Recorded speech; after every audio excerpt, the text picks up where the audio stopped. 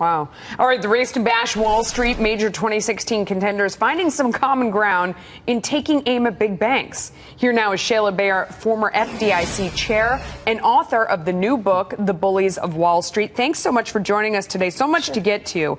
Let me ask you about these candidates out there. I mean, Wall Street, it's sort of everybody's favorite whipping boy this time around, and the crowd sort of nods and goes along. Let's start with Hillary Clinton. She said, we all know in the years before the crash, financial firms piled risk upon risk. Regulators in Washington either couldn't or wouldn't keep up. Is that fair? What do you think? Well, I think that's certainly a big part of the story. I mean, there were others at fault, too. Clearly, the GSEs had a role in this. Some borrowers also did have a role in this, though I think most of the borrowers were just trying to keep up with rising home prices and didn't understand the mortgages. But there clearly were a lot of real estate professionals that also were buying and flipping property, fraudulently stating income. So there's plenty of blame to go around with this for this crisis, and that's one of the reasons why I wrote the book.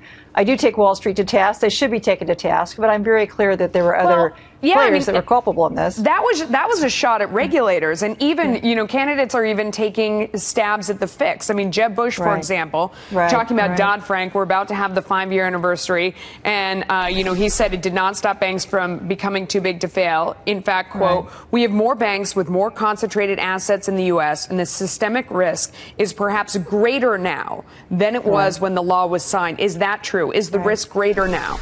Well, I think the risks are greater because of monetary policy. Now, I think regulatory policy has on the margin made the system more stable, certainly, than it was in 2007 and 2008, but that's not setting a very high standard. I do think monetary policy, which he also cited in that op-ed, has created a lot of these risks. But we do absolutely need to hold course on some of these key reforms, like higher capital requirements, reducing leverage at these big banks. That's what makes them unstable.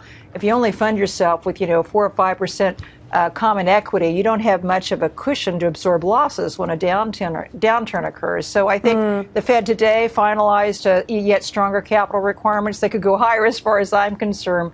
But I do think there's a lot of bipartisan support for that, and I wish more focus was put on toughening the capital standards. But what about, I mean, that didn't make a headline today, but what about Dodd-Frank itself? I mean, that's where you're seeing a lot of the criticism. Before Dodd-Frank, 75% of banks offered free checking. 2 years after it passed, only 39 did so.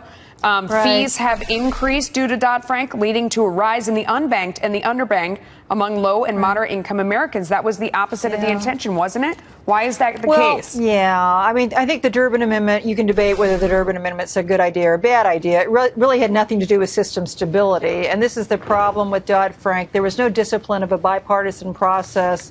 Senator Dodd and the Senate basically had to go to the floor and cobble votes together as he could.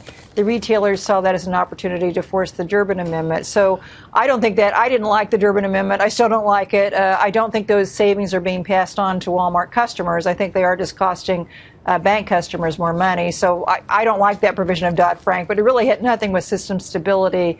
And to taint the whole law because of that, I think is not quite right. There are many good provisions of Dodd-Frank, too. Your new book, The Bullies of Wall Street, on the financial crisis, it's aimed at a younger audience. We will pick it up. I've got a younger audience at home, so I'll bring it home to them. Good. Thank you so much. You bet.